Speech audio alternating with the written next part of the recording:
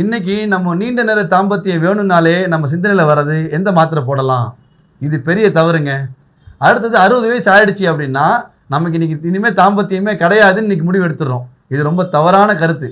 மூணாவது செய்கிற பெரிய தப்பு என்ன அப்படின்னா, இன்னைக்கு தாம்பத்தியத்தில் நான் மட்டும் சந்தோஷம் அடைஞ்சா போதும், ஒரு ஆணாக இருக்கக்கூடிய நான் மட்டும் சந்தோஷம் அடைஞ்சா போதும், என் மனைவியை பற்றி நான் கவலைப்படுறதே கிடையாது, அவங்களோட சந்தோஷத்தை பற்றி அவங்களோட திருப்தியை பற்றி அவருக்கு ஒரு முக்கியத்துவம் கொடுக்குறதே இல்லை.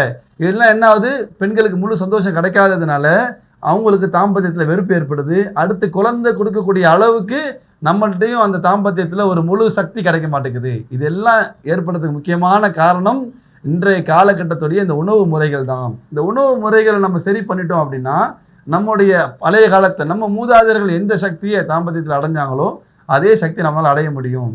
பார்த்தீங்கன்னா இன்றைக்கி ஒரு 40 வருஷமாக நம்ம எடுக்கக்கூடிய உணவுகள் எல்லாமே பார்த்தா நாக்குடைய ருசியை பார்த்து எடுக்கிறோம். எது டேஸ்ட்டாக இருக்குது அது நல்லா சாப்பிட்றோம், எது டேஸ்ட் இல்லையோ அது சத்தான பொருளாக சத்து இல்லாத பொருளாக